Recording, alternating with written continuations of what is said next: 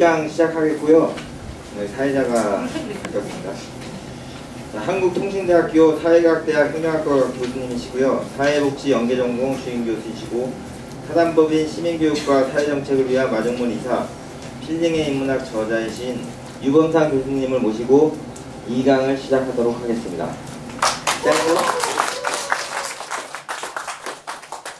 네, 반갑습니다. 지난번 시간에는 생각하는 나인가 생각당하는 나인가는 주제, 나는 생각하는가였고요. 그때 이제 제가 들고 온 사진이 요 사진이었어요. 요 사진이 저기 있는 이 친구 이름이 뭐라고요? 닉 부이치치. 그러니까 이 친구는 태어날 때서부터 선천적 장애인인데 요 가운데 있는 친구는 누굴 것 같아요? 부인이에요. 부인이고 아무튼 이 양반은 팔다리가 없이 태어난 선천적 장애인이지만 세계인이 존경하는 사람이 됐고 그 다음에 결혼도 했고 그 다음에 돈도 많이 벌었고 그런데 이제 이 양반의 문제는 뭐냐면은 사람들은 닉 부이치치처럼 되라 이렇게 얘기를 하는데 닉 부이치치처럼 된 사람들이 너무 없다는 건 거죠. 헬렌 켈러라든가 스티브 호킹이라든가 이렇게 몇 사람 꼽아봤자 10손가락에도 꼽지 않는 사람들이 이제 닉 부이치치처럼 된 건데, 그래서 우리가 이제 무슨 얘기를 하냐면 닉 부이치치처럼 되라 하는 것들은 뭐 희망 고문일 수 있다. 아무리 이렇게 하라라고 희망을 하지만 실질적으로 될 수가 없는, 확률적으로 보면 거의 없는 확률이다. 두 번째는 닉 부이치치를 사례로 들어서 사람들은 이제 비난하는 어떤 그 사례가 된다. 예를 들면 뭐 너가 열심히 하지 않아서 그래, 근면 자립하지 않아서 그래, 자조정신이 없어서 그래. 그래가지고 닉 부이치치 자체는 굉장히 훌륭한 사람이지만 닉 부이치치 사례를 가지고 얘기하는 것은 어떤 의도를 문제 삼아야 된다. 이렇게 말씀을 드렸고요. 그 다음에 또 다른 사례가 이제 지난번에 보여드린 사례인데 마서스 비니어드 섬인데, 이 섬에서는 공용어가 영어하고 수알해서 이 섬에 있는 사람들이 청각의 손상은 장애가 되지 않는다는 건 거죠.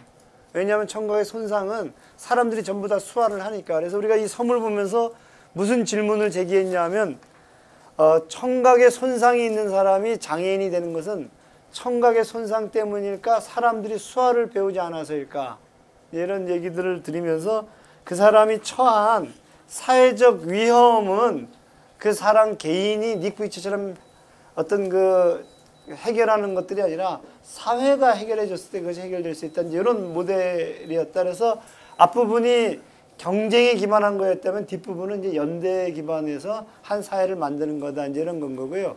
오늘 제가 이제 보여드릴 건 뭐냐면 닉 부이치처럼 경쟁과 소유에 기반해서 만드는 사회와 마서스 비니어드처럼 연대와 소통에 기반해서 만드는 사회가 어떻게 다르고 그 원리는 뭐고 그렇게 지은 집들은 어떤 구조를 가지고 있는지를 우리가 한번 좀 고민해 보려고 합니다.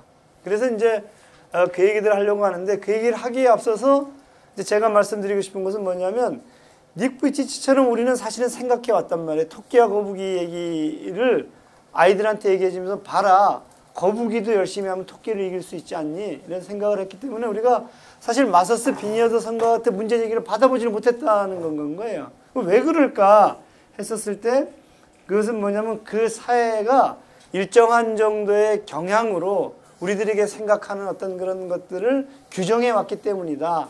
그래서 이제 제가 규정된 이야기들을 좀 이제 이 얘기로 좀 설명을 해보려고 해요. 여기 보시면 이 친구가 지금 거울에 비친 모습을 보니까 입에 이게 뭐죠? 애기 젖꼭지고, 이거 목에 뭐예요, 이게? 그러니까 제가 몇 살쯤 돼 보여요? 두 살 돼 보이면 안 되는데.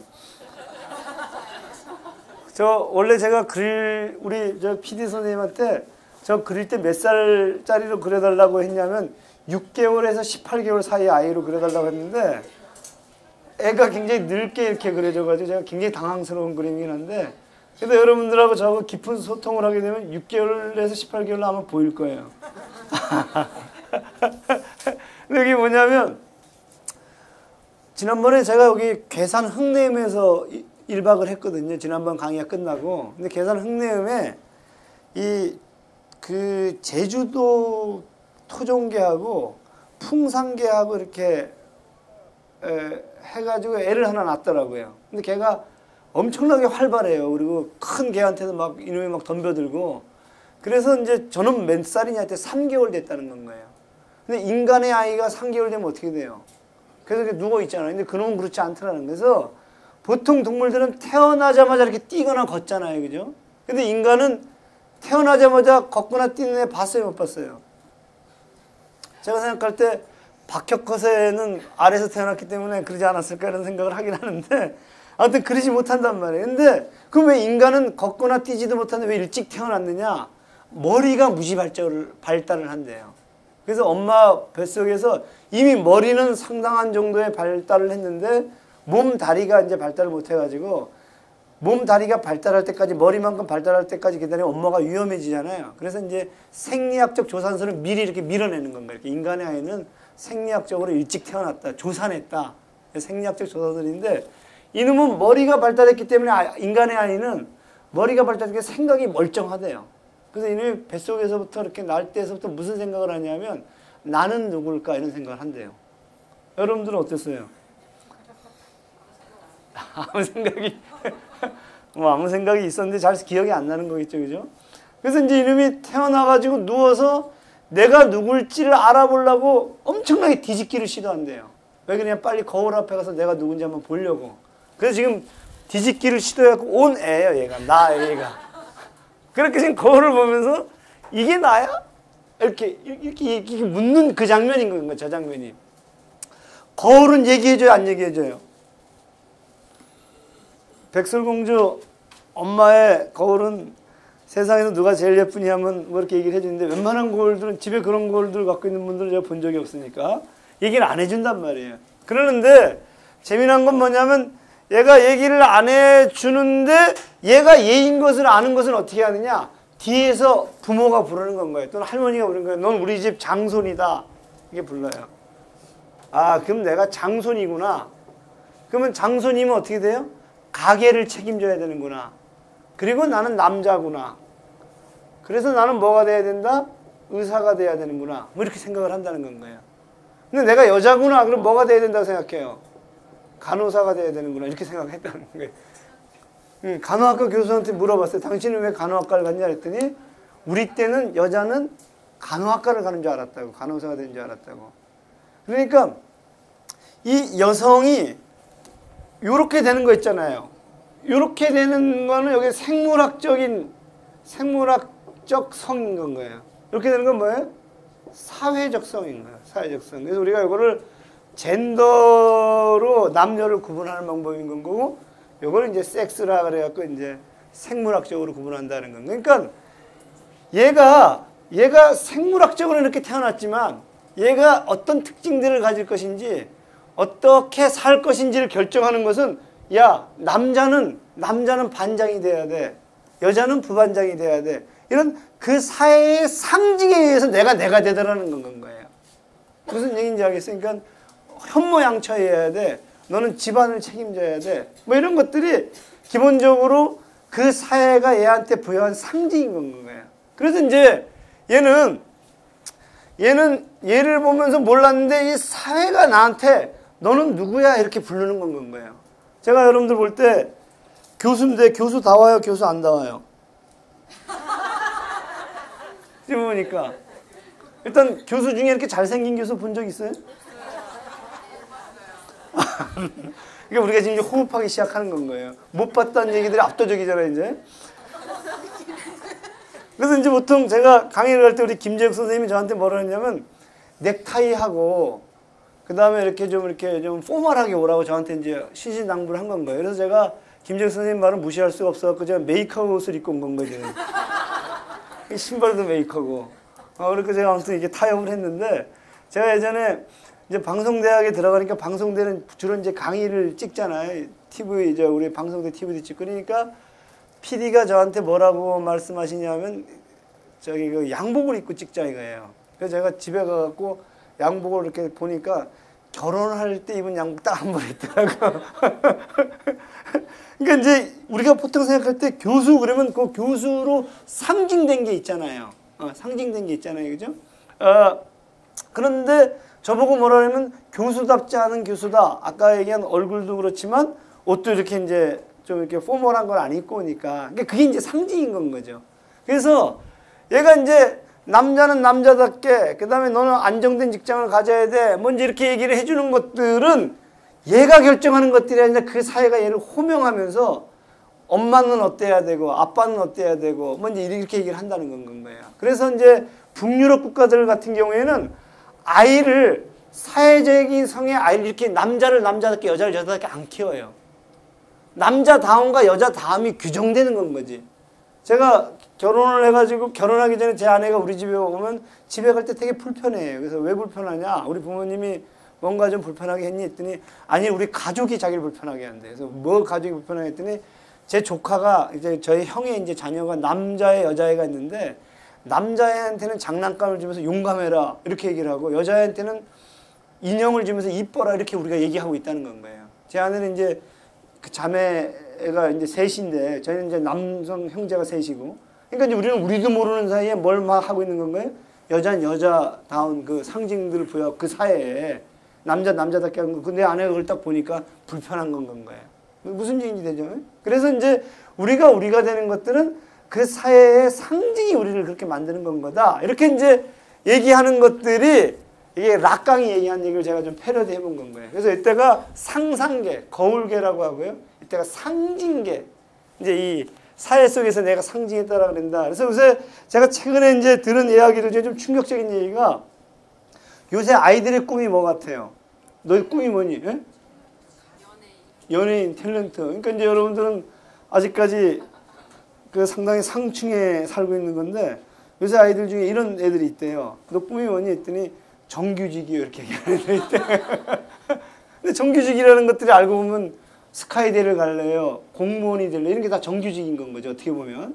그 다음에 또 아이들 중에 무슨 얘기하는 애가 있냐면 임대업자 이렇게 얘기하는 애들이 있다는 건가요. 임대업자.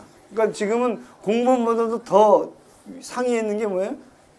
임대업자라는 거예요. 그래서 제가 지금 영상을 보여드리는데 그 영상을 보면 야 정말 우리가 다들 임대업이라고 얘기하겠구나 이런 생각이 들 거예요. 한번 제가 보고 이제 말씀을 나눠볼게요.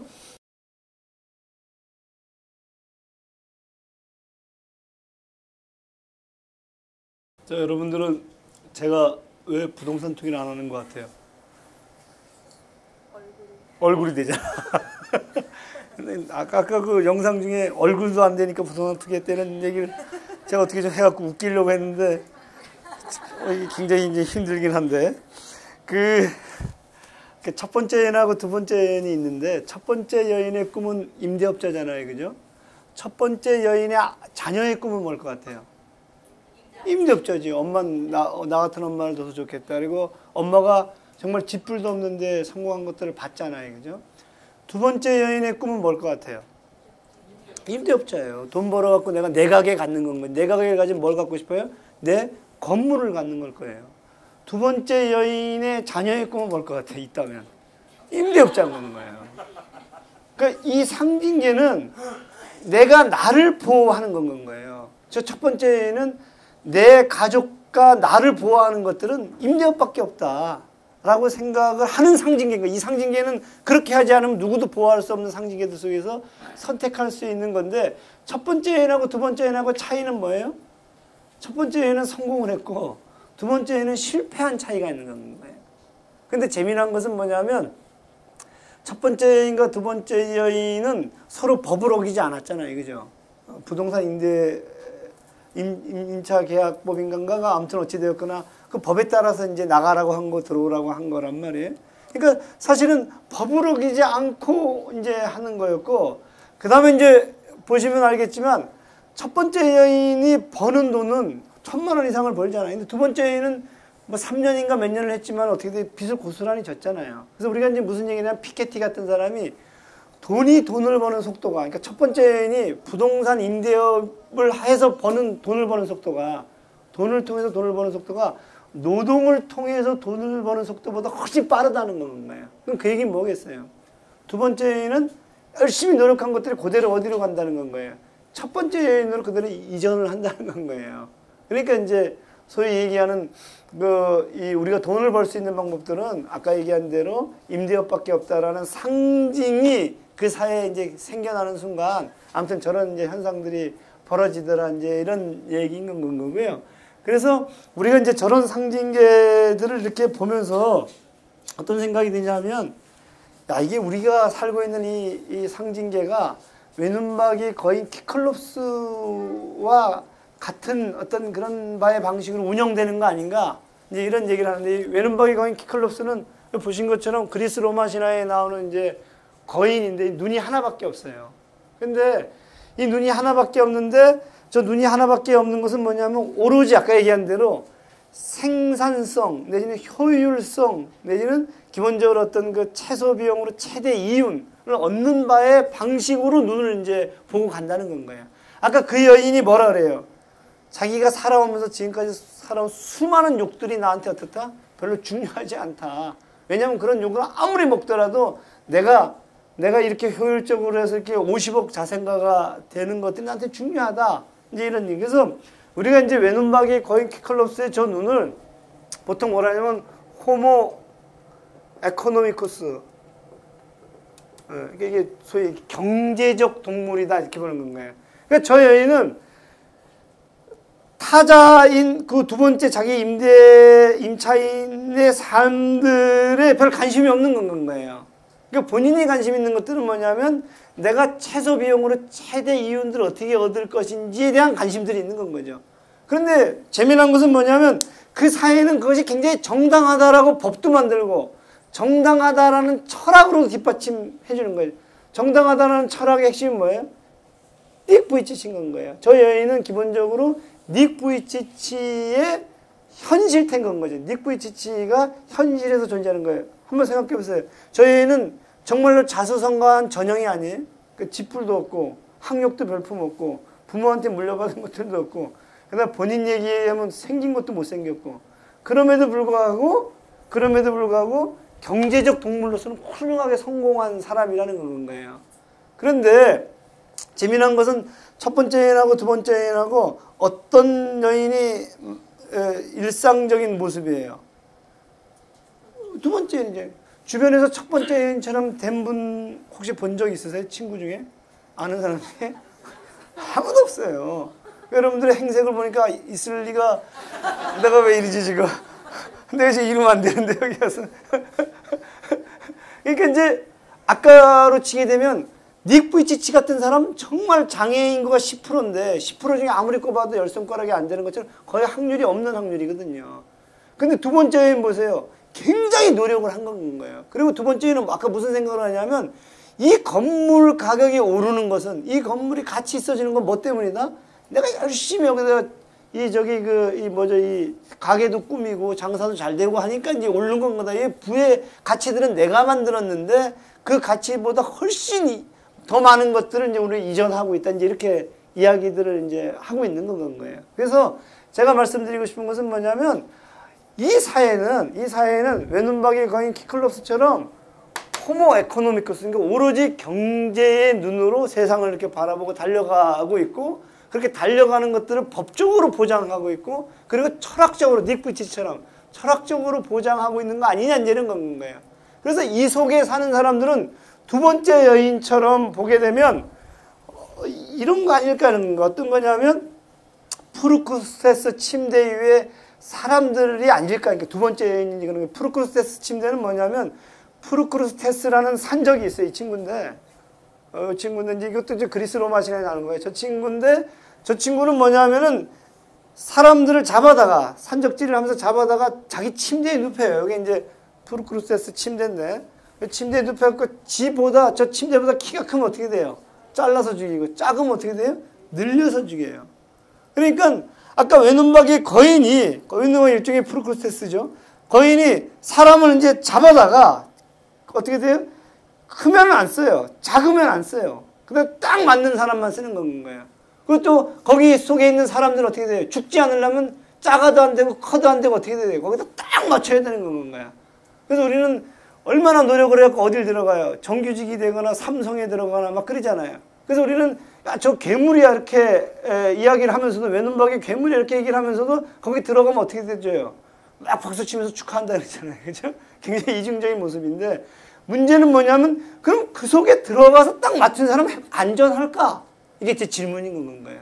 안전할까 과연? 그래서 그 사람은 안전하지 못할 거다. 그 사람은 오히려 거기에 딱 맞춰갖고 굉장히 소진돼서 죽을 거다. 이게 이제 제 주장인 건데 소진돼서 죽는 것에 대한 뭐 은유적인 영상이 하나가 더 있거든요. 한번 보고 이제 말씀을 나눠볼게요.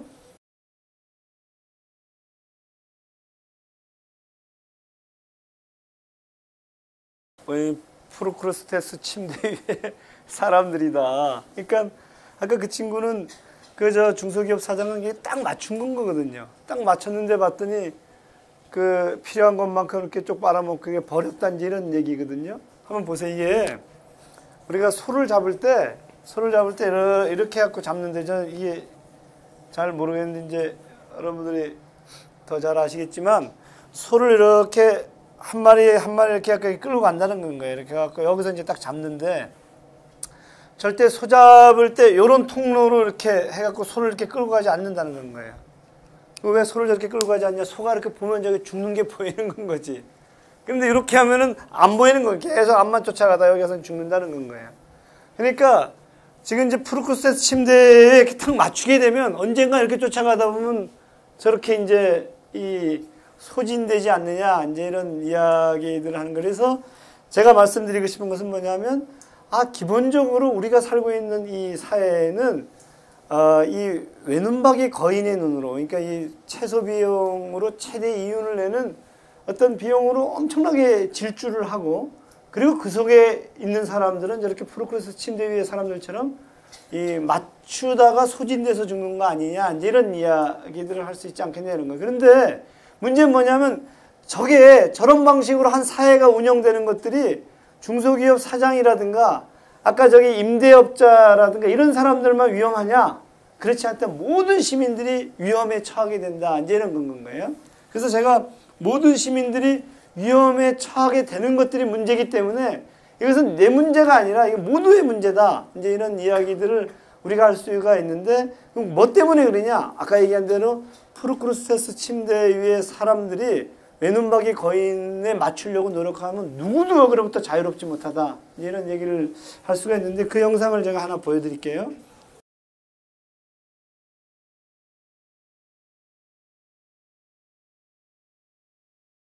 이제 유전자 변형식품에 대한 얘기인데요. 110일 동안 쥐에게 먹였더니 면역 기능이 저하되고 뇌 수축이 일어나고 주요 장기가 손상이 됐다는 게 굉장히 위험하다는 일정한 정도의 이제 증거들이 나온 건 거죠. 근데 이제 저걸 또 뭐 이렇게 다르게 해석하는 사람들니까 유전자 변형식품이 인체에게 어떤 영향을 미칠 것인가는 굉장히 과학자들 간의 논란 중에 있는 건 거예요. 어찌되었거나 이제 저런 결과들을 얻었어요. 근데 이제 친구들은 유전자 변형 콩을 발견하기에 앞서서 제초제를 만들어 이 미국에 있는 한 큰 대기업이 그럼 그 제초제는 뭐냐면 모든 녹색 식물을 다 죽여요. 근데 더 놀라운 것은 뭐냐면 그 녹색 식물에 죽지 않는 유전자 변형콩을 개발하는 건 거예요. 그러니까 어떻게 그거를 이 세트 판매를 하는 거예요. 묶어서 파니까 어떤 일들이 뭐냐면 뿌려놓기만 하면 관리할 필요가 없는 건 거예요. 왜냐하면 다 죽는데 얘만 자라나니까. 그러니까 얘는 굉장히 튼실하게 자라는 건 거죠. 그래서 이제 그런 묶음 판매를 시작을 했는데 놀라운 현상도 이제 그 다음이에요. 불과 이 유전자 변형콩의 점유율이 아까 그 2%인가 그랬죠. 2%에서 10여 년 만에 90%로 미국 내 콩 시장을 점령을 했다는 건 거예요. 이 콩은 우리가 지금 먹고 있어요, 안 먹고 있어요? 여러분들은 이렇게 농사 안 지으세요, 여기서? 아무튼 뭐 잘 모르니까 이게 뭐 아무튼 뭐 협동조합 뭐 해가지고 뭐 하지 않으세요? 그럼 여기 왜 계시는 건가요? 아무튼 이렇게 됐다는 건가 이게? 근데 한번 보세요. 그러니까 이게 보여주는 게 뭐냐면 그 우리나라 콩의 수입국이 78%인 거고 아까 뭐냐 옥수수가 50%인데 문제는 뭐냐면 유럽 같은 경우에는 그것을 만들었었을 때 표시를 하잖아. 이게 몇 프로가 들어갔다. 그래서 누가 선택을 해요? 논란 중에 있으니까 시민들 스스로가 선택을 하게 되는데 우리는 가공식품에 표시를 해야 안 해요. 표시를 하니까 우리는 선택할 수가 없는 건 거예요. 그래서 이제 우리 질병의 많은 것들은 기후하고 음식이라는 거예요. 그러니까 우리 병의 증상은 아는데 원인은 실질적으로 모르는 건 거예요. 그러니까 제가 말씀드리고 싶은 것은 뭐냐면 아까 그 대기업의 홍보이사가 뭐라 그래요? 우리는 그런 논쟁과 논란에 관심이 없다. 우리가 관심 있는 건 뭐다? 돈을 많이 버는 건 거다. 이게 아까 외눈박이 거인인 건 거예요. 외눈박이 거인은 최소의 비용으로 최대 이윤을 내는 것에서만 관심이 있어요.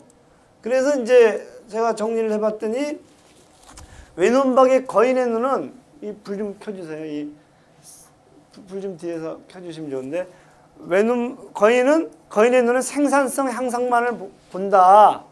그래서 이제 아까 얘기했던 인간은 호모 에코노미쿠스. 그러니까 아까 그 여성이 있잖아요. 그 여성도 내가 그 이웃의 그 자기 임차인의 상태를 관찰하는 것들이 아니라 외눈박이 거인은 이윤을 보는 건 거예요. 그리고 외눈박이 거인에 동조한 그 국가의 아까 그 임대차 보호법과 그 다음에 아까 공정거래법 이런 것들은 전부 다 외눈박이 거인의 질주들을 어떻게 해야 되는 거고 옹호한다 이제 이렇게 보는 건 거예요. 그래서 외눈박이 거인은 호모 에코노미쿠스의 어떤 그 이 질주들을 지지하고 그 다음에 보호하고 뭐 이런 형태다. 그리고 그렇게 외눈박이 거인이 그렇게 무한질주하는 것들에 그것을 뭐라고 얘기하냐? 그 이성이다라고 보는 건 거예요. 이성. 합리성이라고 보는 거예요. 합리성은 뭐냐면 최소의 비용으로 최대의 이윤을 내는 것들을 합리성이라고 보고 그리고 그 합리성들을 근대 이후에 이제 탈근대론자들이 이게 도구적 이성이다. 그러니까 돈을 벌기 위한 이성이다. 이제 이렇게 이제 규정을 하는 건 거예요. 그래서 이게 최소의 비용으로 최대의 효과다 하는데 울리백이라는 사람이 뭐라고 얘기했냐면 그래서 근대 자본주의는 어떤 문제들을 발생했느냐 위험이 전면화됐다. 누구로부터 저 위험으로부터 벗어날 수가 없다는 건 거예요. 예를 들면은 우리가 지구온난화라든가 핵, 원전 이런 것들 있잖아요. 이런 것들이 전부 다 뭐 때문에 발견이 돼요? 최소의 비용으로 최대의 전기를 얻거나 최소의 비용으로 뭐 최대 이윤을 얻으려는 방식들 속에서 이게 다 나타나는 거거든요. 그러니까 위험은 민주적이다라는 것은 누구에게나 전부 다 위험이 미치는 바의 방식이 되어버렸다. 근대는. 그래서 근대는 한쪽에서는 경제 합리성에서 보게 되면 성장이었지만 인간의 그 위험으로 보게 되면 이건 굉장히 위험에 빠뜨리게 되는 어떤 그런 문제들로 갔단지 이렇게 갈파를 하면서 그러면서도 그 위험은 누구에게나 또 한편에서는 동등하지 않다. 이런 얘기를 하는데 제가 이제 우스갯소리로 이건희 회장의 집에 들어오는 수도 파이프하고 여러분 집에 들어오는 수도 파이프가 같아요, 달라요? 같지 않겠어요? 같겠지. 같겠죠, 그죠? 근데 이건희 회장은 그걸 먹을까요? 에비앙물을 먹을까요?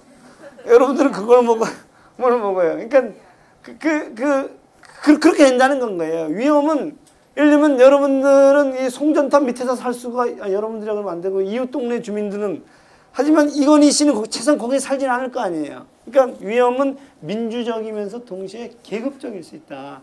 그래서 이제 아까 말씀드린 대로 뭐냐면 그 위험이라는 것들이 이게 아까 얘기 때는 중소기업의 사장이거나 아니면 임차인의 아까 그 여성이거나 이런 것들이 아니라 저 눈으로 무한히 달려가는 것들은 우리 모두가 위험에 빠질 수밖에 없는 거 아니지 않느냐. 이제 이런 제기들을 하는 건가요. 문제 제기들을.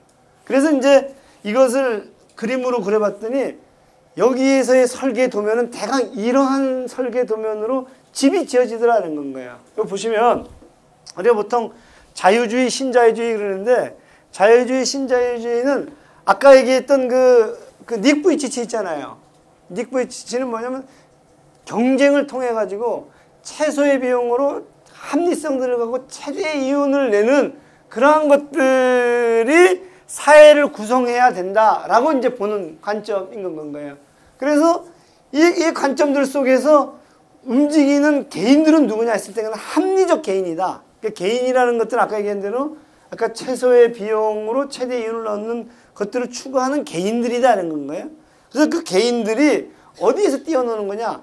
보이지 않는 손을 기반으로 해서 뛰어놀 때 가장 자유로울 수가 있다. 이런 주장들을 하게 되는데 이런 주장들을 하는 이제 대표적인 논자가 누구냐 하면 이제 이게 소위 얘기하는 저기 아담 스미스예요. 그래서 제가 아담 스미스 얘기를 좀 보여드리면, 아담 스미스는 이 논리의 이제 근본적인 출처들을 우리가 이제 아담 스미스로 잡고 있는데, 아담 스미스 이제 이런 주장들을 해요. 여기 보시면 제가 이제 아담 스미스 그림을 하나 그렸거든요. 여기 보시면 요 그림인데요. 여러분 요거 얼마예요? 요거 이게 얼마에 샀어요? 400원에 산 건 아니죠. 4,000원에 샀단 말이에요. 여러분들이 만약에 이걸 집에서 만든다고 생각해 보세요. 그러면 저쪽에 이 원두콩은 어디서 와요? 이게 아프리카에서 와요? 아무튼 이디오피아라고 하면 이디오피아에 가서 재배를 해서 기다려서 씻어서 일로 공수를 해갖고 갈고 그 다음에 이 플라스틱을 녹여서 뚜껑 만들고 디자인 입히고 컵 만들어서 하고 그 다음 바깥에 헐리스 커피 이렇게 해서 이렇게 딱 팔면은 여러분들이 팔면 얼마에 팔 수 있을 것 같아요?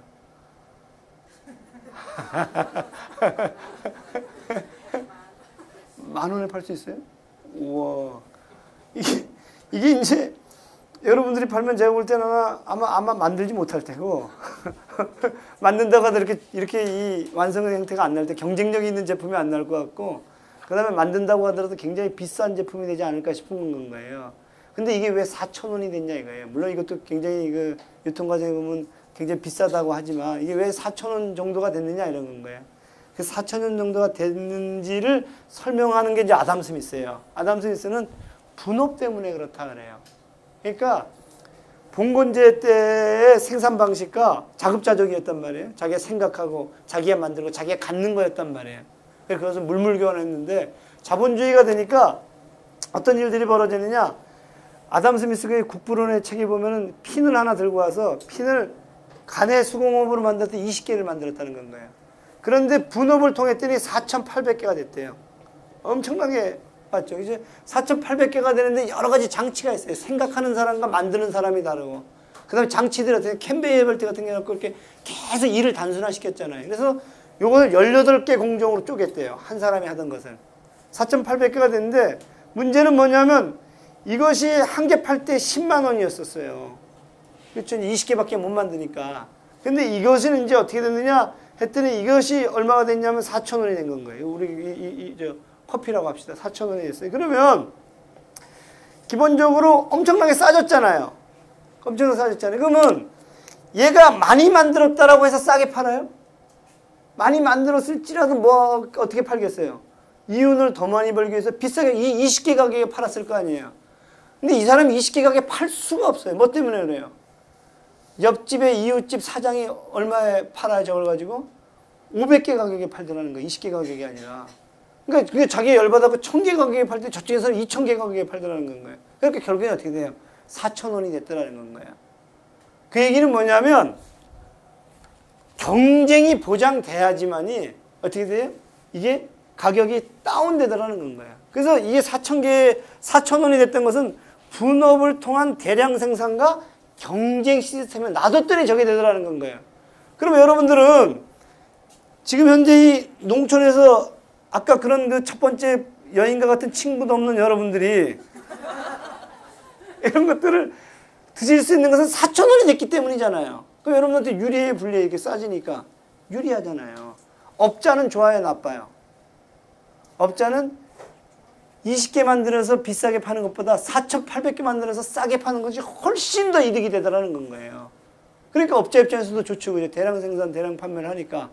근데 또 누가 좋냐? 국가는 좋아요, 나빠요? 국가는 좋죠. GDP가 올라가고 세금 많이 거치고.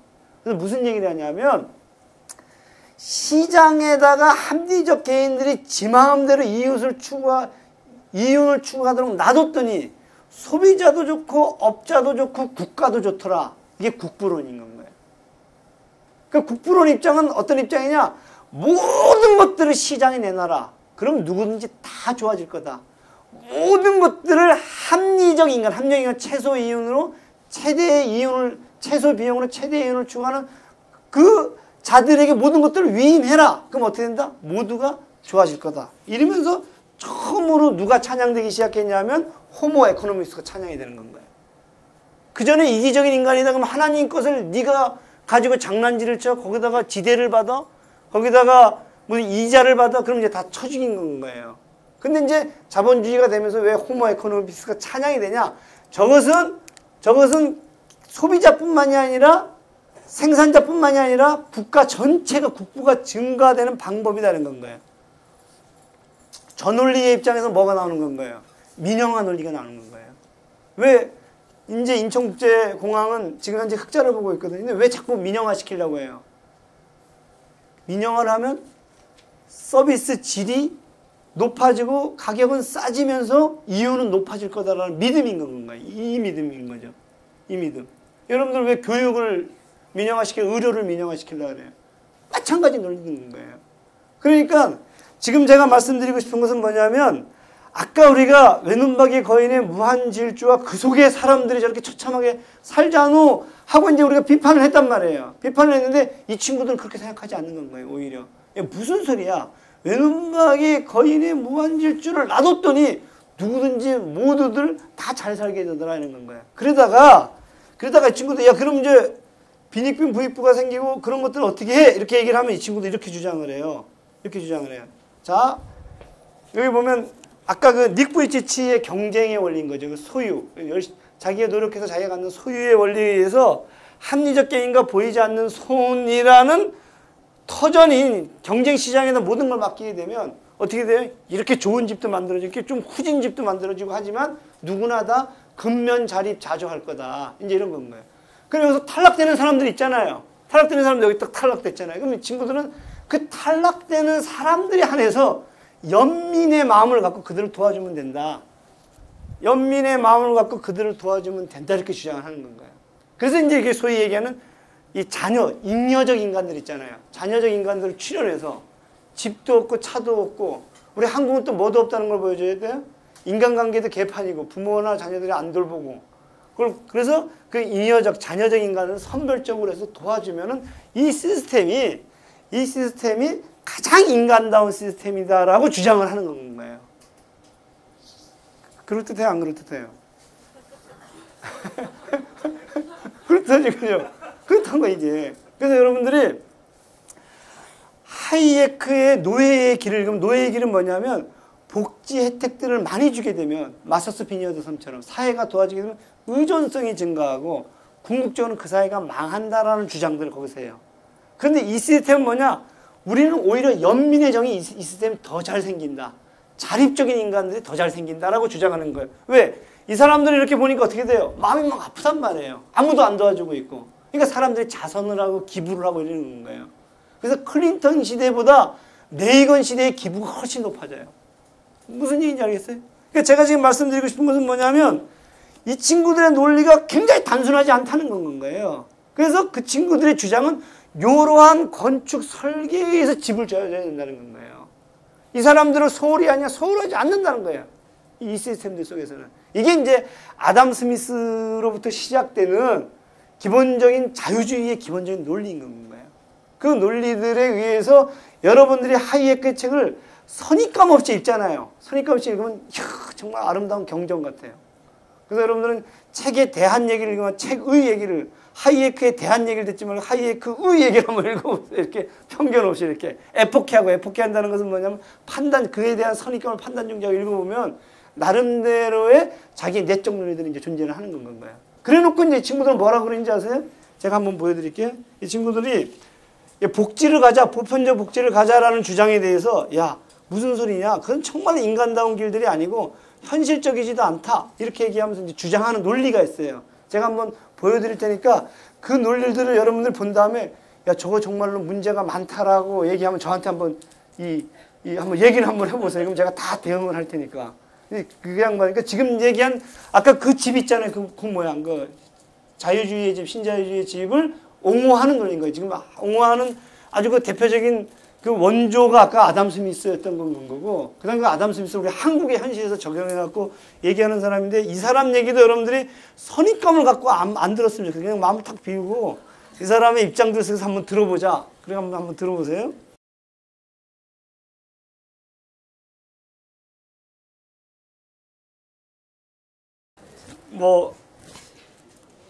이 놀랍지 않아요? 이 양반 얘기가 제가 생각하기에는 한국 사람들이 갖고 있는 상식이에요. 제가 이 얘기들을 보여주고 나서 감정적인 이 거부 말고 논리적인 거부를 한번 좀 해봐라. 정말 이 양반 얘기가 뭐가 틀렸는지 말이에요. 이렇게 얘기를 하면 대체적으로 이 말들을 잘 못해요. 할 말이 없잖아요. 할 말이 없다고. 데이터? 한국이 세계 7위니까. 그러니까 이제 그런 데이터들을 뭐 데이터는 좀 틀릴 수도 있으니까 아무튼 저 사람 논지 아이들한테 불평등을 가르쳐 줘야 되고 인간이 불평등한 것들이 현실이고 우리가 그것을 이겨나가도록 가르치는 것들이 교육인 거고 그래서 해야 되지 않겠느냐. 그리고 우리가 어디 돈이 있다라고 뭐 하겠느냐 이런 얘기들인데 제가 그걸 정리해 봤어요. 이 사람 주장을. 자, 돈 어디서 나올 거냐 이거. 우리가 지금 이제 아까 얘기했던 그 두 여인이라든가 프루크세스 침대 위에 사람들인 그 중소기업 사장이라든가 아니 많은 사람들이 위험에 처한 것들을 보여주면서 봐라. 자유주의의 그 외눈박이 거인의 무한질주는 생산성에서의 무한질주는 불평등을 만들어내고 그다음 궁극적으로 그렇게 되면은 이런 어떤 그 빈익빈 부익부를 만들어내는 과정들 속에서 이 파국으로 갈 거다 이렇게 주장을 하고 이거 어떻게 정의로울 수 있겠느냐 이제 이렇게 주장을 하게 되면 그래서 이제 우리가 가야 되는 것들은 뭐냐면 외눈박이 거인을 포박해서 또는 외눈박이 거인을 무찔러서 죽여서 새로운 바의 방식으로 마서스 비니어드 선거와 같은 연대의 방식의 사회를 구성해야 되지 않겠냐 이렇게 이제 주장하면 이제 이 사람 얘기인 건 거예요. 야 임마 돈 어디서 나느냐. 그리고 그렇게 하면 경제성장 되겠어. 그러고 나서 그렇게 되면 애들이 경쟁력은 못 갖고 전부 다 의존적인 인간들이 되는데 그 노예가 되는 거 아니야? 노예로의 길이 이제 그런 주장인 건가요? 그리고 더 나아가게 되면 그렇게 가는 것들은 결론적으로 사회주의로 가자는 거냐? 그 다음에 이제 맨 마지막은 야 그것은 북유럽의 소수의 그 작은 나라들의 사례지 우리가 어떻게 나라의 사례가 될 수 있어? 이런 얘기들을 이 양반이 이제 하는 건 거예요. 여기로부터 우리가 어떻게 자유로울 수 있겠느냐? 이제 이런 건 거예요. 그래서 제가 지금 드리고 싶은 말씀은 뭐냐면 우리가 감정적으로 정서적으로 두 번째 여인과 아까 중소기업 사장을 우리가 동정할 수 있을지 모르겠지만 아까 얘기한 대로 그렇게 놔둬야지만 그 사회가 어떤 그 독립성이 증가하고 그 사회가 유지될 수가 있어. 이렇게 하는 주장들에 대해서 우리가 어떻게 얘기를 할 수 있겠느냐 이런 얘기인 건가요. 그럼에도 불구하고 그래서 이제 우리가 어떤 질문이냐 외눈박이 괴물과 그 시선으로부터 우리가 어떻게 탈출할 수 있을까? 어떻게 탈출했었을까? 하는 이야기들을 저는 기본적으로 이제 북유럽의 이야기들을 통해서 한번 좀 보여드리고 저 사람의 이야기에 대해서 좀 이렇게 이 나라들은 어떻게 대응했었을까? 어떻게 대답했었을까? 하는 이야기들을 좀 이제 보여드리려고 하는 것들이 오늘 제가 계획을 짠 이제 이야기들인데요. 훌륭한 강사는 아무튼 쉬는 시간을 끝까지 놓치지 않는 건데 조금 늦었지만 우리 한 10분 쉰 다음에 요 얘기를 가지고 끌어가 봅시다. 좀 이따 뵙겠습니다. 1강이 생각에 대한 건 거고 2강이 그 생각이 어떻게 현실이 됐는가. 그래서 지금 첫 번째 보여드린 게 닉 부이치치의 생각이 어떻게 구체적인 이렇게 현실이 됐는가 이제 이런 얘기고 지금 보여드리려고 하는 것은 마서스 비니어드 섬의 생각. 그러니까 마서스 비니어드 섬은 이 결핍이 있었을 때, 그러니까 말씀드린 대로 내가 청각에 손상이 있었을 때 사람들이 수화를 배우면 청각의 손상은 손상일 뿐이고 장애가 안 되는데 사람들이 수화를 안 배우니까 내가 장애가 된단 말이에요. 바깥에 나오면. 그러니까 이제 두 번째 것들은 뭐냐면 결핍은 그냥 손상은 손상이 되게 하는 사회적 연대 얘기들을 이제 해보려고 하는 건 거예요. 그러니까 그 얘기는 뭐냐면 외눈박이 거인이 이 무한질주의 성장의 눈으로 이렇게 경쟁의 눈으로 보는 것들을 소유의 눈으로 보는 것들을 이렇게 좀 이렇게 포박을 해가지고 좀 연대성을 가지고 좀 가게 하는 것들이 어떤 거냐 이제 이런 이야기들을 좀 이제 해보려고 하는데 이제 우리가 이제 연대하잖아요. 그러면 사람들은 고대는 어디 있느냐 이렇게 얘기를 하는 무식한 사람들이 있는데 이제 솔리다리티예요. 솔리다리티인데 연대의 범위가 굉장히 넓어요. 연대가 이제 신촌에도 있지만 저쪽에 무슨 또 분교도 있고 하니까 굉장히 높다 이런 얘기를 하면 또 한 번 더 웃기는 이제 유치해지겠지만 이 연대가 어떻게 되냐면 아까 신자유주의자들 있잖아요. 그들도 연대한다고 생각해요. 어떻게 연대를 할까? 불쌍한 사람들한테. 아까 그 연민의 집 있잖아요. 그 다음에 지금 살펴보려고 하는 사민주의자들, 복지국가도 연대한다 그래요. 그 다음에 또 사회주의자들도 연대한다 그래요. 그러니까 연대는 다 하는데 자기가 생각하는 연대가 달라요. 우리 사회주의의 목표가 뭔지 아세요? 자유로운 인간이에요. 그리고 풍부한 공동체예요. 사민주의자들, 그러니까 복지국가의 목표가 뭔지 아세요? 자유로운 인간이고 풍부한 공동체예요. 신자유주의자들의 목표가 뭔지 아세요? 자유로운 인간과 풍부한 공동체예요. 근데 아까 뭐라 그래요? 불평등을 인정하는 것들이 그렇게 되는 건가? 이렇게 주장을 하는 건 거예요. 목표는 똑같은데 방법이 다 다른 건 거예요. 그래서 그들의 동기와 진정성을 의심하면 우리가 토론이 안 돼요. 그래, 너도 그렇게 한데 그럼 너 방법이 뭔데? 이러는 건데 제가 지금 말씀드리려고 하는 것은 아까 그 연대의 방식을 보여준 건 거예요. 그럼 이제 지금부터 또 어떤 연대의 방식을 보여주냐? 복지국가, 요 소위 얘기해 사회민주주의라고 얘기하는데 사회민주주의는 어떤 거냐면은 기본적으로 여러 정의가 있지만 아주 간단하게 정의를 하게 되면 자본주의의 외눈박이 거인을 그대로 놔둔 채 좀 더 인간이 연대를 하는 아까 마서스 비니어드 선거 같은 것들을 어떻게 만들 수 있을까 하는 주장인 건 거예요. 그러니까 자본주의를 그대로 놔두는 건 거예요. 보세요. 여기 이제 이념적 스펙트럼에서 정치학에서 보게 되면 이렇게 돼요. 1, 2, 3, 4번인데요. 여기는 자본주의의 경계선이에요. 자본주의를 놔두고 인간이 좀 더 나은 공동체를 만들어 자유로운 인간을 만들자. 자본주의가 있는 한 도대체 그렇게 될 수가 없다. 자본주의의 사적 소유와 상품 생산의 저 사회를 철폐해야만이 된다. 이렇게 주장하는 입장이에요, 이쪽이. 그럼 이쪽은 요 두 개의 경계, 1번과 2번의 경계는 뭐냐? 1번은 아까 봤던 그건 거예요. 외눈박이 거인의 무한질주들을 놔두고 그 속에 적응하는 인간들이 자기가 자립자족 근면을 갖고 자기 것을 자기 해결하는 바의 방식으로 사회가 가야 된다. 시장에 대한 강조들을 하는 게 법이 몰라도요. 공정거래법이라든가 아까 부동산 임대차 보호법 이런 것들을 상당히 경쟁지향적으로 놔두는 건 거죠. 근데 요거는 뭐냐면 야, 저 괴물을 저대로 놔두고 되면은 정말로 1대 99 사회가 될지도 모른다. 그러니까 괴물을 어느 정도 포박해야 된다. 괴물의 눈들을 공격해갖고 좀 다른 눈들을 좀 장착하거나 괴물의 눈을 가려야 된다. 괴물의 눈을 좀 포박한다라고 얘기하는 건데. 그래서 이제 이거는 기본적으로 이제 복지국가인 건. 그래서 복지국가 핵심은 뭐냐면 괴물로부터 뺏어와가지고 괴물한테 피해 당한 사람들 있죠. 1번 여인한테 뺏어와가지고 누구한테 줘요? 2번 여인한테 주려고 하는 태도들인 건 거예요. 그걸 통해갖고 평등을 맞춰야 된다. 위험을 분산시켜야 된다. 이런 얘기예요. 이쪽은 뭐냐면 괴물이 있는 한 인간은 자유로울 수가 없다. 자본주의를 철폐시켜야 된다. 철폐를 시키되 3번은 뭐냐면 선거라든가 공기업을 학대를 통해서 서서히 질식시켜야 된다. 이게 소위 얘기하는 볼리비아 사회주의 있잖아요. 차베스가 해서 그런 거 아닐까 이제는 건 거예요. 4번은 뭐냐면 저 괴물은 죽이지 않고서는 물러나지 않는다. 혁명을 통해 갖고 우리가 그 프롤레타리아트 노동자 독재기라는 것을 거쳐서라도 그 과정을 거칠 수밖에 없다. 이렇게 주장하는 거예요. 굉장히 그 뭐라 그럴까 행동적으로는 굉장히 급진적인 건 거죠. 요런 건 거예요. 근데 제가 지금 보려고 하는 것들은 뭐냐면 2번 얘기 하려는 거예요. 2번 얘기.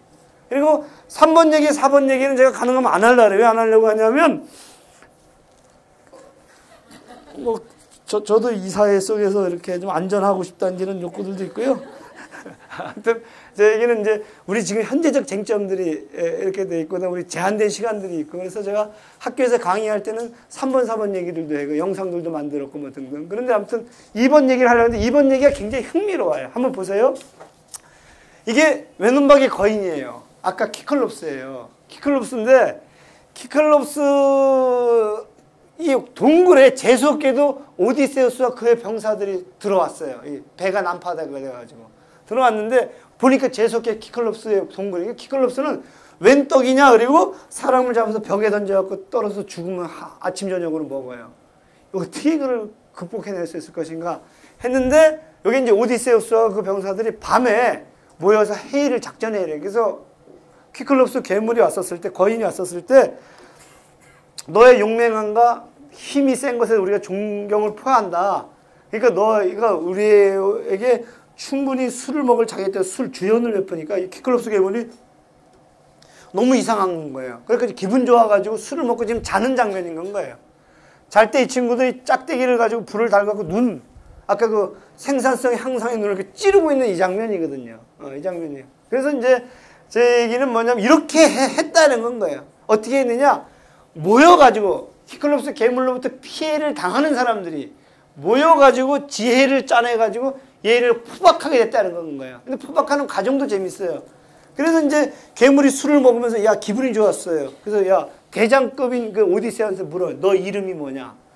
제 이름은 퀴클롭스님 노바디입니다. 이게 오디세우스잖아요. 그래? 눈이 딱 찔리니까 얘가 Nobody blinded me. 노바디라는 놈이 나를 눈멀게 했다고 막 외쳐요. 크게. 퀴클롭스 형제들이 바깥에 막 와서 무슨 소리야 했더니 Nobody blinded me 그래요. 이게 무슨 뜻이에요? 아무도 내 눈을 찌르지 않았어요. 그러니까 저 새끼 술주정하는구나 가하는 건 거예요.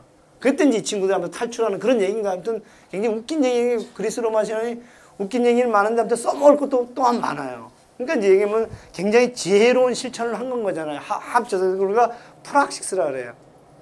프락시스는 의식 있는 실천이 의미를 아는 실천들. 이제 단순한 행동이 아니라. 그래서 제가 사람들을 우리가 만나고 모일 때 의미를 아는 조직화를 해야 된다. 사람을 조직화하지 말고 의식의 조직화를 통한 사람의 조직화를 해야 된다. 의미를 아는 조직화 이런 얘기를 하는 건데 아무튼 그런 얘기인 거예요. 그래서 그 얘기들을 이제 보는 건 거예요. 그래서 우리가 시민의 집을 만들 때 아까 그 모델들을 봤더니 뭐냐면 일단 기본적으로 철학이 있어야 돼요. 어떤 철학으로 만들 거냐. 우리는 어떤 철학을 봤냐면 닉 부이치치의 경쟁과 마서스 비니어드 섬의 연대라는 두 개의 대립되는 이제 철학들을 갖다 놓은 건 거예요. 그리고 그 철학을 실천할 수 있는 세력 관계가 형성이 돼야 돼요. 세력 관계가 형성이. 그래서 이런 토대 위에 돈을 가져와야 되고 그 돈을 이렇게 분배하는 구별을 만들어서 대상을 정해서 노인이든 장애인이든 일반 시민이든 정해서 전달책을 만들어서 이게 이제 시민의 집에 아까 얘기했던 설계 도면의 원형인 거예요. 근데 아까 우리가 자유주의의 집은 철학은 뭐예요? 신자유주의. 닉 부이치치 있잖아요. 경제 1번 여인에다가 두 번째는 뭐냐면 합리적 개인과 시장 세력인 건가요. 그들이 압도적인 것을 가지고 그 다음에 이제 돈은 어떻게 되는지 아세요? 돈은 골 때리게 거둬요. 돈 어떻게 거둘 것 같아요? 돈은 사람들한테 똑같이 걷어요. 가난한 사람이나 부자나 똑같이 걷어요. 똑같이 걷는 방법 중에 대표적인 게 뭔지 아세요? 술에다가 주세 매기는 거예요. 그러면 소주가 한 병에 1,000원인데 주세가 560원인가 아세요? 그럼 소주 누가 많이 먹어요? 그렇게 걷는 거예요. 똑같이 걷는 건 거예요. 담배 누가 많이 피워요? 못하는 사람은 그러지만 제가 많이 핍니다. 솔직히 고백해도 농담인데 뭐 이렇게 잘 안 되는구나 이게. 그러니까 이거는 소득 이전이 안 나타나는 건 거예요. 제가 어저께 한겨레 신문한테 저한테 연락해서 이걸 어떻게 보느냐. 대처 시기에 대처가 집권해서도 복지비가 증가를 해요. 대처가 집권하면 복지비가 줄어들어야 되잖아요. 그래서 제가 복지비가 증가하느냐 안 증가하느냐를 보지 말고 그 복지비의 그 돈을 누구한테 가져오느냐를 봐야 된다.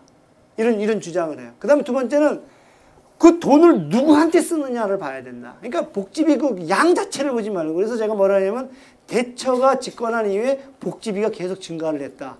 그러면 대처의 신자유주의 정책가 관철되지 않은 거 아니냐. 무슨 소리. 돈을 옛날에 누구한테 많이 걷어요? 부자들한테 걷어서 가난한 사람한테 이전을 시켰단 말이에요. 대처가 되면 어떻게 되는지 아세요? 똑같이 걷어요.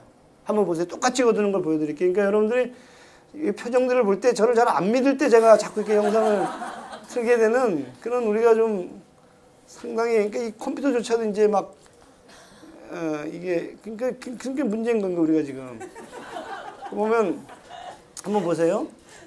이 대처예요. 영국의 보수당을 이끌며 1980년대 신자유주의 열풍을 주도한 대처. 그녀는 영국의 위기가 이른바 복지병에 있다고 보고 소득이 많은 사람이 더 많이 세금을 내는 제도를 바꿔 성인이 된 모든 주민에게 머릿수에 따라 똑같이 세금을 부과하는 인도세라는 세금을 만들고자 했다. The point is, Prime Minister, I don't think we can sell the idea of a tax that asks everyone to pay the same. Our policies may be unpopular, but they are the right policies. Prime Minister, I just don't think we can ask the poorest of... 보세요. 보수당 내각조차도 극빈층 사람들과 백만장자에게 똑같이 세금을 거둘 수 없잖아요. 폴텍스라고 이게 인두세거든요. 주민세를 거둘 때 예전에는 재산에 따라 거뒀단 말이에요. 대처가 중요한 왜 재산에 따라 되냐. 돈 많이 버는 게 뭔 죄냐. 자기 노력해서 버는 건. 일본 여인한테도 왜 돈 많이 거냐. 이런 주장인 거예요. 똑같이 거둬야 되는데 이걸 관철시켜요. 그래서 대처는 대처할 수 없는 사람이다 이렇게 왜 이게 안 웃겨요 근데? For the poor to pay the same amount of tax as a multi-millionaire. There you go again. Why not? Because people, on the whole, think that the tax is manifestly unfair. Nonsense. Arrant nonsense. This is a simple proposition. If you live in this country, you must pay for the privilege, something, anything. If you pay nothing, you care nothing. What do you care? Where you throw your rubbish? Your council estate is a mess. Your town graffiti. What do you care? It's not your problem. Somebody else's problem. It's the government's problem. 비유하자면 기존 세금 제도에서는 3배 큰 집을 가진 사람이 3배의 세금을 냈다면 인두세 이후에는 작은 집에 사는 4사람이 3배 큰 집에 사는 2사람보다 세금을 2배 더 내게 되는 것이다. 극빈자 이외의 모든 사람이 세금을 내야 하는 인두세는 1988년 입법화됐으나 그 저항은 예상보다 더 대규모 시위와 폭력 사태가 확산됐다.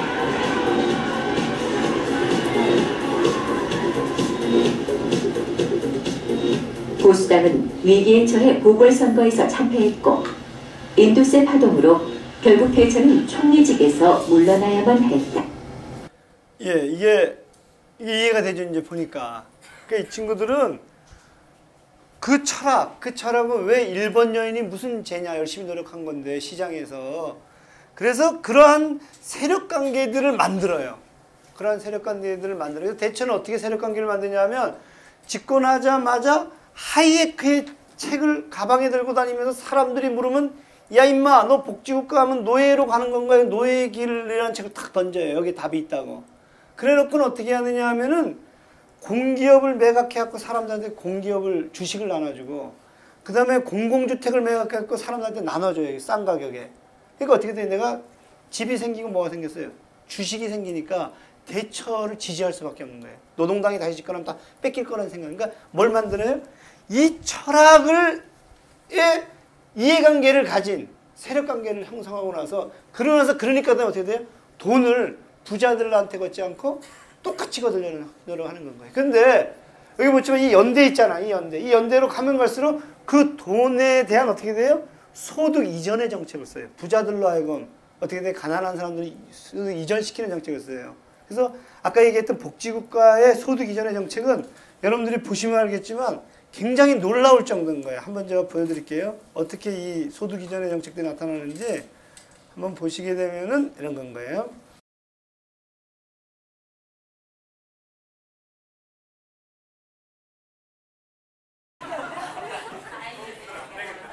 놀랍지 않아요? 놀라운 거 뭐예요? 놀라운 거 뭐예요? 소득에 따라서 범칙금을 내는 것보다 더 놀라운 거. 저거를 정의라고 생각한다는 거예요. 저걸 평등이라고 생각한다는 건가요? 아까 전원책 변호사에게 있어서 정의는 뭐예요? 불평등을 인정하는 게 정의잖아요. 이 사람은 불평등을 저런 방식으로 완화시키는 것들이 정의라고 보는 건 거예요.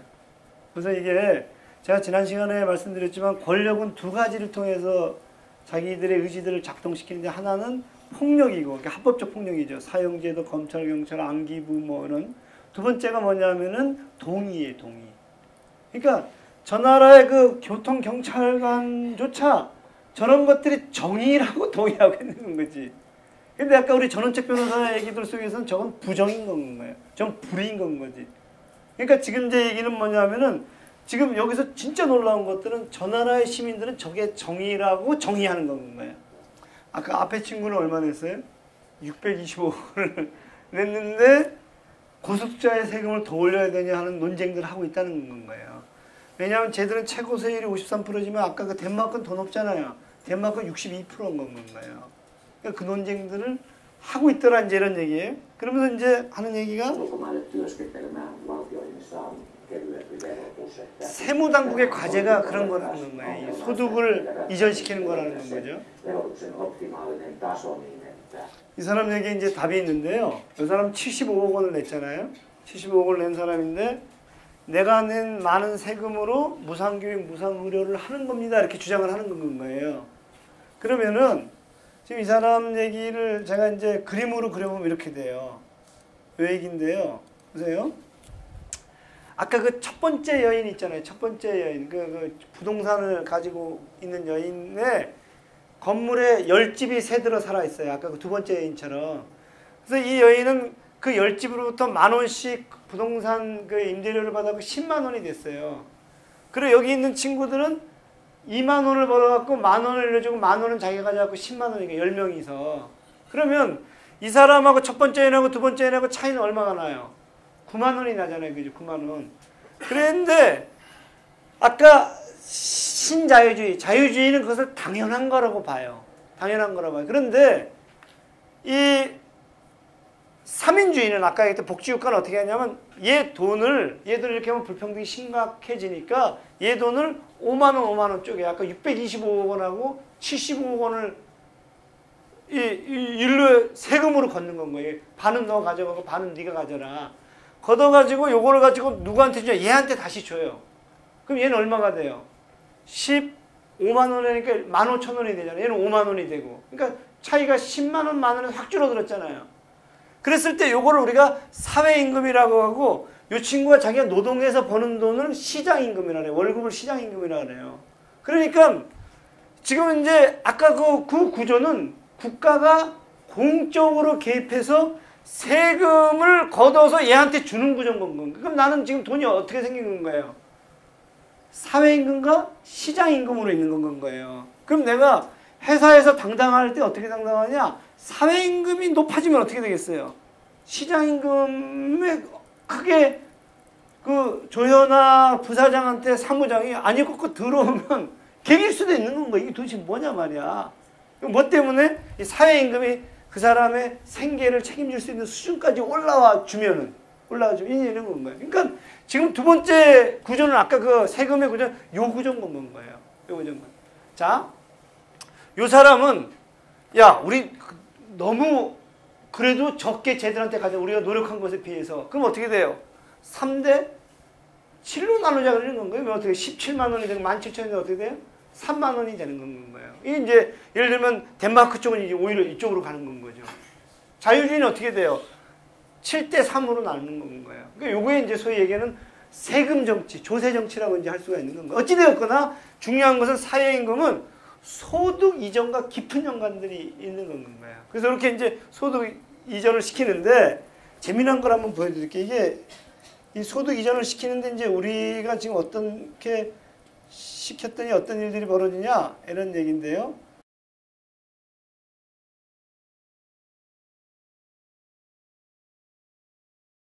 자, 여기 보세요. 이게 재미난 통계인데 우리는 시장임금하고 사회임금하고 비중이 어떻게 돼요? 내가 100을 벌면 사회임금이 차지하는 비중이 13%밖에 안 되는 거예요. 그럼 우리는 87%가 뭐예요? 시장임금인 거예요. 그래서 노동시장에서 퇴출당하잖아요. 노인이 되거나 장애인이 되면 우리는 뭐예요? 박스를 줍거나 자살을 하는 건가요. 자살할 수밖에 없는 소득의 문제로만 보게 되면. 근데 프랑스 한번 보세요. 사회임금이 거의 5대 5인 건가요? 사회임금과 시장임금이. 그러니까 저 사회 입장들 속에서 보게 되면 내가 시장임금을 못 받을지라도 저 사회임금이 내 생존의 문제들을, 생계 문제들을 위협하지 않는 건가요. 그러니까 이제 저게 핵심적인 이제 차원인데 아까 우리 그 연금 있잖아요. 연금. 우리 연금이 제일 처음에 제도 설계될 때 자기의 통상임금의 70%를 받게 돼 있었어요. 그런데 이제 계약이 되면서 97년도에 이게 40%로 떨어졌어요. 그래서 우리가 연금을 받는 인구가 400만 명째가 최근에 나왔어요. 근데 연금 있는 사람들의 평균을 내봤더니 월 30만 원 받아요. 그러니까 이게 노소득이 되는 게 아니라 뭐가 돼요? 용돈 연금 이렇게 되는 건 거예요. 제가 이 공무원 노조 이제 관계자들을 만났더니 이렇게 얘기를 해요. 우리가 그때 가만히 있었다는 거예요. 왜? 우리 연금이 아니니까. 근데 우리가 지금 와서 하려고 하니까 정부가 어떻게 돼요? 그 연금을 비교해가지고 우리 연금을 두드려 맞추더라는 건 거예요. 그러니까 우리가 그때 같이 막았어야 됐다. 이제 이런 주장을 하는 건 거예요. 그래서 공무원 노조 팜플렛을 보게 되면 연금 투쟁 팜플렛에 보면 1면이 용돈 연금에 대한 비판이 나와요. 2면이 이제 공무원 노조에 대한 오해 뭐 이렇게 나오는 건 거예요. 뭐 무슨 얘기 되죠? 그러니까 우리는 사회임금이 굉장히 낮은 건 거예요. 그래서 요거는 이제 이 통계를 좀 달리해서 봤더니 이렇게 되는 건 거예요. 한번 보세요. 여기 스웨덴은 5대5. 그러니까 이게 지금 보게 되면 사회임금이 아까 프랑스가 5대5였는데 요거는 이제 좀 이렇게 사회임금을 좀 이렇게 어떤 한국들 덜 잡아가지고, 왜냐면 스웨덴이 프랑스보다 높을 텐데 덜 잡았고 된 건데, 어찌됐거나 한국은 지금 어떻게 돼요? 92대 8인 거예요. 92대 8. 그러니까 우리는 지금 주로 뭐를 갖고 살아요? 내가 노동력을 판매해서 사는 시장임금으로 주로 사는 건 거예요. 그러니까 제가 항상 고마워하는 게 뭐냐? 환승되었습니다. 그런 게 사회임금 딱 받은 건 거거든요. 좀 날마다 사회임금을 받는데 그 따위를 갖고 고마워하면 안 된다는 거예요. 그 따위를 가지고. 그런 얘기인 거예요. 근데 재밌는 거 한번 보세요. 아까 전원책 변호사가 뭐라 그래요? 왜 부자 아이들한테도 뭘 주냐? 밥을 주느냐는 건 거예요. 부자 아이들한테 밥을 주는 건 맞는데 부자 아버지한테는 얼마를 걷어요? 625억 원을 걷는 거예요. 그러니까 이게 이 입구 쪽을 봐야 되는 거예요. 출구만 보지 말고. 근데 아까 얘기한 대로 전원책 변호사처럼 틀을, 아까 신자유주의, 자유주의의 그 제도 설계 도면을 그대로 놔두게 되면 전원책 변호사 얘기가 맞는 거예요. 근데 그 틀을 이렇게 흔들어 버리게 되면 그 얘기는 굉장한 모순이에요. 그러니까 전원책 변호사는 첫 번째 틀을 모르거나, 두 번째 저렇게 되게 되면 저 틀이 바뀔 것을 두려워하거나, 둘 중에 하나겠죠, 그죠? 그래서 아무튼 그런 결과들이 나타난다는 건 거예요. 그러면 제가 아까 보여드린 게 뭐냐면 이런 건 거예요. 지금 이제 돈 얘기잖아요. 근데 이 돈이 소득 이전, 우리가 이제 사회복지학에서 이것을 탈상품화라래. 탈상품화. 내가 돈을 받을 때 무상으로 받는다 그러잖아요. 뭐 의무교육 뭐 이렇게 해갖고 무상으로 받잖아요. 무상을 받으니까 내가 돈을 안 낸단 말이에요. 그러니까 탈상품화. 이 탈상품화가 뭐냐면 상품을 이탈한 정도인 건 거예요. 탈상품화의 수준이 어느 정도냐 이런 걸 갖고 보는 건 거예요. 근데 보세요. 탈상품화의 수준은 연대의 관점에서 보게 되면 철저하게 뭐예요? 철저하게 소득 이전의 정치인 건 거예요. 그러니까 철저하게 계층 내지는 계급 정치인 건 거예요. 그래서 제가 뭐라고 얘기하냐면 여러분 복지는 좋은 겁니까? 이렇게 물어봐요. 여러분 좋은 거예요? 나쁜 건 거예요? 그러니까 지풀도 없는 사람 어때요? 좋은 거지. 이게 탈상품화의 소득 이전이니까. 있는 사람은 어때요? 정말 사악한 제도인 거예요. 우리 선배가 주요대학의 교수인데 이 형은 우리 한국의 의료보험을 혐오해요. 미국의 의료보험을 찬양을 해요. 한국의 의료보험은 돈은 많이 내는데 의료보험에 하나도 혜택이 적용이 안 된대, 자기한테. 입원하면 몇 인실에 입원해요? 1인실에 입원하겠지, 1인실에. 그러니까 의료보험이 돼요, 안 돼요? 안 돼요, 6인실 내지는 4인실부터 하니까. 그 다음에 이 건강검진 받을 때 일반 사람들이 반대해서 받을 것 같아요? 절대 안 받아요. VIP가 가고 그 돈 의료에 해당되지 않는 거로 받아요. 그러니까 어떻게 돼요? 저 이면에 누가 있다? 빨갱이들이 있다. 이렇게 보는 건 거예요. 그리고 부자들을 삥 뜯는다. 이렇게 보는 건 거예요. 무슨 얘기인지 알겠어요? 그러니까 사회복지는, 이 연대에 의한 사회복지는 철저하게 계급적이고 당파적인 건 거예요. 누구에게 유리하고 누구에게 불리하냐 하는 것들이 굉장히 정해질 수밖에 없는 거기 때문에 어찌되었거나 거기서 중요한 것들은 뭐냐면 이 재원을 빼고 내가는 것들을 결정하는 철학과 그것을 지지하는 세력관계에 따라서 그것이 결정이 된다는 건 거예요. 그래서 제가 뭐라고 얘기했냐면 어떤 세력이 자신의 철학을, 자신의 생각을 정책으로 관철시켜내려고 하는 정치들이 기본적으로 이제 복지 정치인 거. 그래서 어떤 정책의 이면은 항상 철학과 세력 관계들이 있다. 아까 그 토지 있잖아요. 대지. 예? 대지. 그러니까 세금 정책이다. 그럼 세금 정책 이면에 항상 뭐가 있다. 이렇게 벗겨보니까 그 속에는 철학과 세력 관계들이 있다. 이런 건 거예요. 만약 그렇게 된다라면 우리는 정책의 비판은 어디를 넘어서야 되냐. 속선을 이렇게 들여다보는 세력 관계와 철학에 대한 비판들. 그리고 철학에 대한 것들을 얼마만큼 정당하다고 얘기하느냐. 동의의 정치의 문제들. 뭐 이런 것들을 좀 봐야 되지 않겠느냐. 이제 이런 얘기들을 할 수가 있는 건 거예요. 자, 그래서 이제 세금 얘기들 하게 되면 지금 우리 한국에 지금 현재 쟁점이 되는 것이 뭐냐면 세금의 증세가 중요하지 않아요. 증세가 법인세, 자본세, 증여세 이쪽으로 증세가 이루어지느냐 아니면 아까 얘기했던 일반 시민들의 소득세 아니면 무슨 부가가치세 이런 것들이 이루어지느냐 하는 문제들이 굉장히 중요하다는 거예요. 증세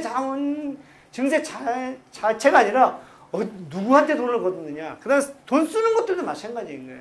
누구한테 쓰느냐를 봐야 된다. 그래서 우리가 이제 서유럽의 복지의 위기는 뭐냐.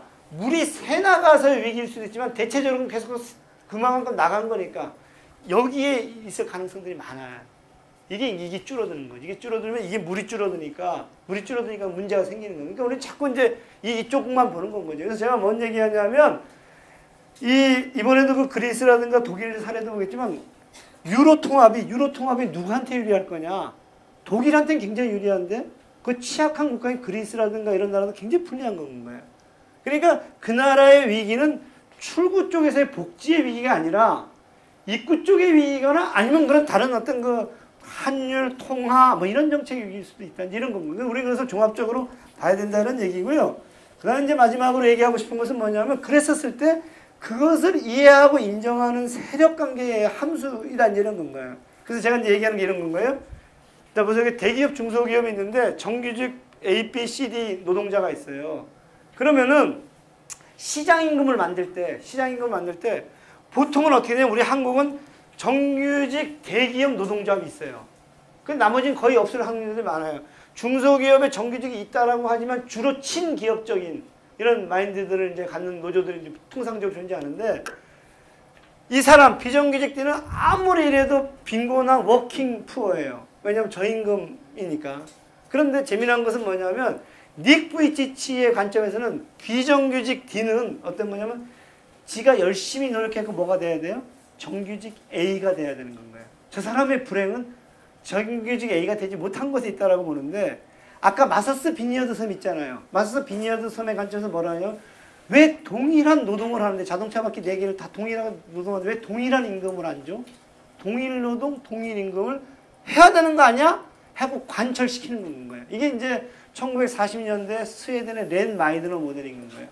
그래서 복지국가의 대부분의 권력관계들은 조직노동이 이런 형태들을 통해서 자기네들끼리 단결을 해요. 만약에 렌 마이드너 모델들이 되게 되면 정규직이 제일 불리할 것 같아요. 왜냐하면 임금이 낮아질 테니까.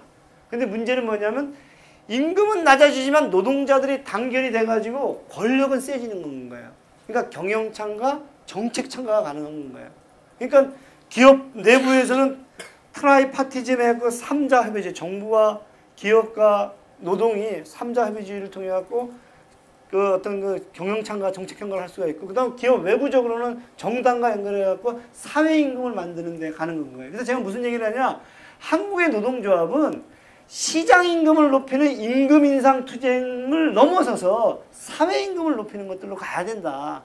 사회임금을 높이는 것들은 기업 내부에서 할 수 있는 게 아니잖아요. 그러니까 시민사회와 뭐 이렇게 해서 하는 것들인 거고. 그래서 지금 이제 우리가 증세 논쟁들 있잖아요. 증세 논쟁도 누가 낼 것인지를 둘러싸고 시민사회가, 그런 노동이 같이 이렇게 논의를 하는 그런 테이블들이 만들어지지 않으면 한국의 정당들이 그 문제들을 지금 현재 제기할 수 있는 구조들이 아니기 때문에 이 증세 자체가 중요한 게 증세의 내용들을 우리가 어떻게 끌고 갈지를 보장할 수가 없다. 이런 주장.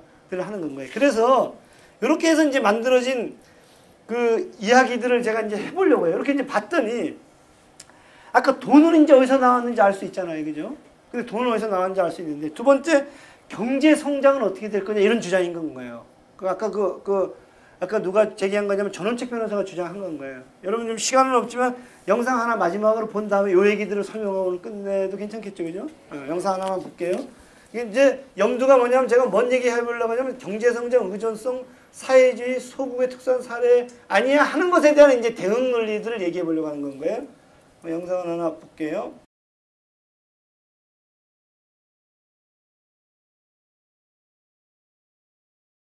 지금 보니까 이 친구는 4명 가졌는데 여러분들이라면 몇 명 나올 것 같아요? 이 나라 상황이라면. 농촌이니까 노동력 많이 필요하잖아요. 수익 나는 데까지. 왜냐하면 애한테 의료 무상이지, 교육 무상이지, 그 다음에 아동수당 애가 많으면 많을수록 많이 나오지, 그 다음에 이제 주거라든가 이런 각종 혜택들이 다 오는 건 거예요. 그러니까 이거는 우리 지난번에 그 장애인 봤잖아요. 시각장애인. 이게 부모가 키우는 게 아니라 사회가 키우는 건 거예요. 부모가 애를 데리고 있는 건 거지. 그러니까 지금 현재 이 여성은 지금 애를 이렇게 낳아서 키울 수 있는 자기 여지들이 이제 생기는 거예요. 그리고 얘가 만약에 장애인이 되잖아요. 그래도 아무 영향가 없어요. 그 지난번에 그 시각장애인처럼. 한번 보세요. 그래서 근데 이 여인이 아까 뭐라 그래? 그럼 내가 왜 정부는 우리한테 이렇게 많은 혜택을 줘요? 애를 많이 낳기를 원하니까. 자본주의가요, 지속되려면 양질의 노동력이 계속 재생산돼야 돼요. 여기서 문제는 재생산이 아니라 양질의 노동력이에요. 양질. 그러니까 정부는 뭐냐면 저 복지를 양질의 노동력을 재생산하는 투자로 이해하는 거예요, 친구들. 애를 밖에서 재우는 게 좋다는 의사의 충고에 따라서 3개월 된 애를 3시간씩 바깥에 길거리에 재워놓고 진에 올라가고 지금 텔레비전 보는 거예요. 제가 지금 말씀드리고 싶은 것은 뭐냐면 저게 덴마크의 국민성일까? 아니면은 저런 시스템들이 만들어낸 덴마크의 문화가 된 걸까? 이런 질문인 거예요. 이런 질문인 거예요. 그러니까 기본적으로 여기 보시게 되면 우리가 이제 자본주의의 성장의 주요한 것들 중에 사회적 자본이라는 얘기하잖아요. 소셜 캐피탈 얘기하는데 엄청난 신뢰들을 갖잖아요. 그러니까 제가 지금 말씀드린 건 서유럽의 국가들은 어떤 전략을 선택을 했냐 하면은 기본적으로 복지를 투자로 이해한 건 거예요. 성장의 도구로 삼은 거지. 그래서 서유럽의 국가들이 복지를 도입할 때 보게 되면은 2가지 이유에서 도입해요. 첫 번째는 성장 때문에 도입해요. 그래서 주로 가난할 때 보수파들이 복지를 도입을 해요. 가난할 때는 언제냐? 독일의 비스마르크가 가난할 때 프랑스와 영국을 쫓아잡기 위해서 보편적 복지를 최초로 도입을 하고요. 영국의 의료보험제도라든가 이런 것들 전부 다 어떻게 등장하냐? 영국의 전쟁이 끝난 다음에 폐허가 된 상태에서 사회통합과 성장의 동력을 얻기 위해서 도입해요. 그리고 그것을 주도한 친구들이 주로 누구냐? 보수파들이에요. 예를 들면 비스마르크는 뭐 꼴통 군국주의자고, 그 다음에 영국의 처칠이 누구한테 지시를 하냐면은 내각의 지시를 하고 내각의 베버리지를 영입해서 하는데, 베버리지 리포트의 그 베버리지는 노동당 당원이 아니에요. 자유당 국회의원, 나중에 자유당 국회의원이 돼요.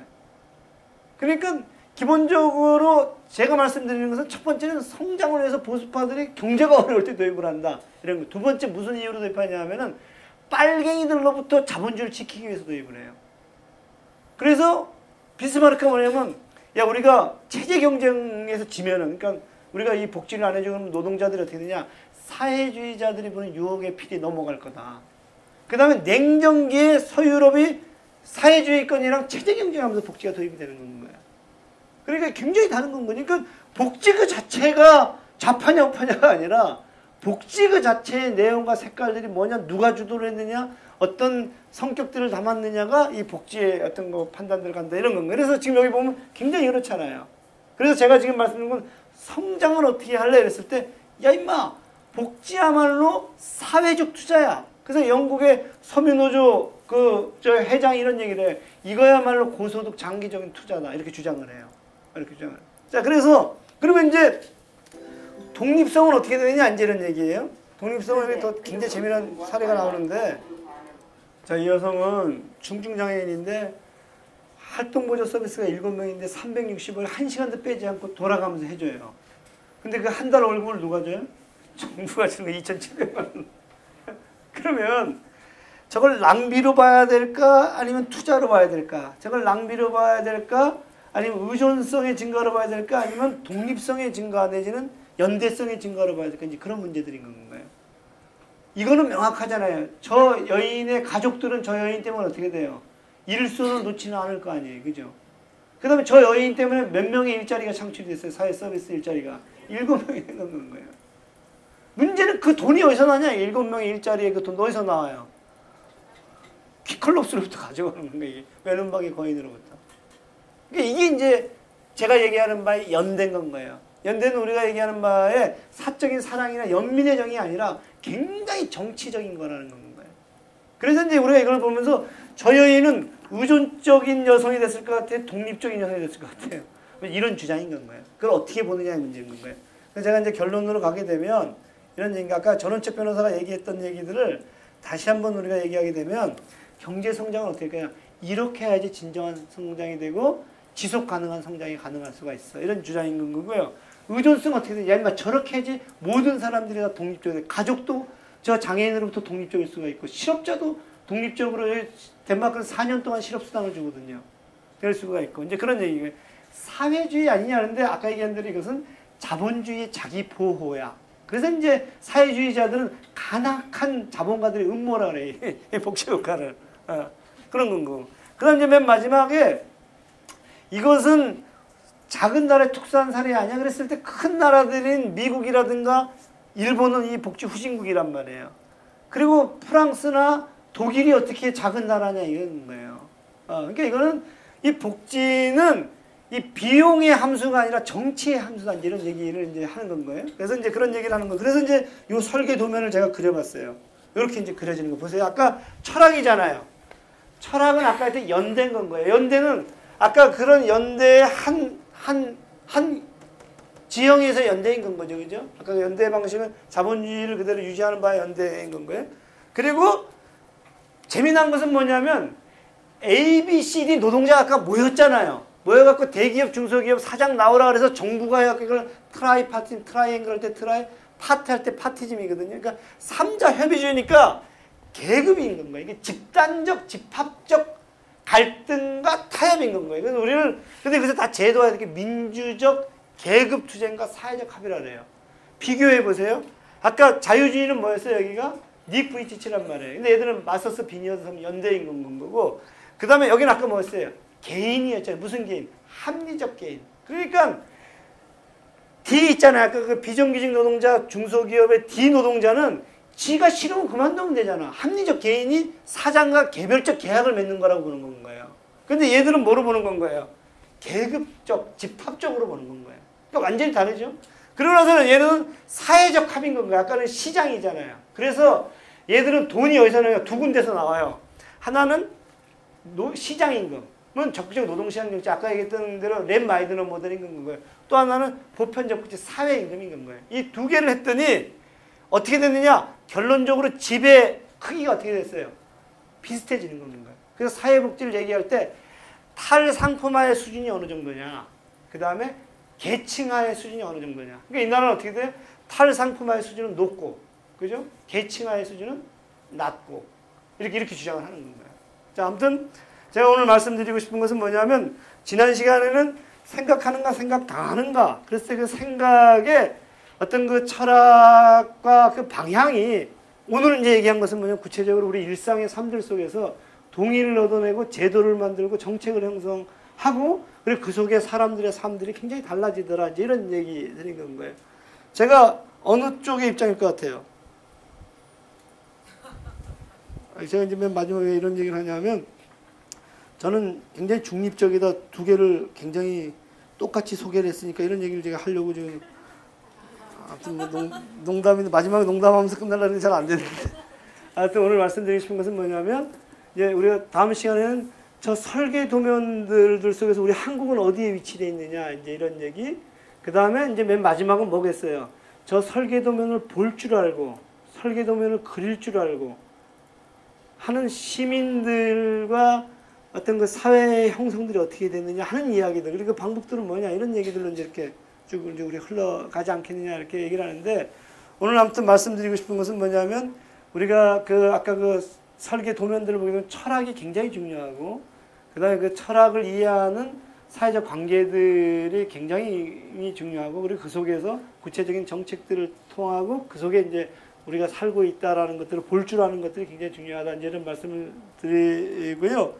그 인문학이라는 것은 제가 처음에 시작할 때 힐링이 아니라 내가 서 있는 사회적 관계 상징계들을 이해해야지만 내가 지금 어디에 내 존재가 어디에 있고 그리고 그것을 통해서 내가 어떻게 그 사회에 개입하고 관여하고 그다음 살아갈지를 결정하는 것들을 끊임없이 묻는 것들이 인문학이 아니겠느냐 이런 말씀을 드려서 오늘은 이제 좀 그 개인적인 생각을 넘어서서 상징 속에서의 내 생각들이 어떻게 생겼고 내 삶의 제도와 구조와 국가라는 것들이 어떻게 생겨 먹었는지를 여러분 모델하우스를 통해 갖고 우리가 좀 이해하는 시간이었고요. 다음 시간에 구체적으로 우리 한국을 들여다보고 그리고 이제 우리가 갖고 있는 상징들이 어떻게 이제 우리가 이해하고 변화시킬 것인지를 좀 계속적으로 얘기해 보자 이제 이렇게 하면서 다음 시간에 진행될 겁니다. 아무튼 오늘 좀 시간이 많이 흘렀는데 아무튼 오늘 수고하셨습니다.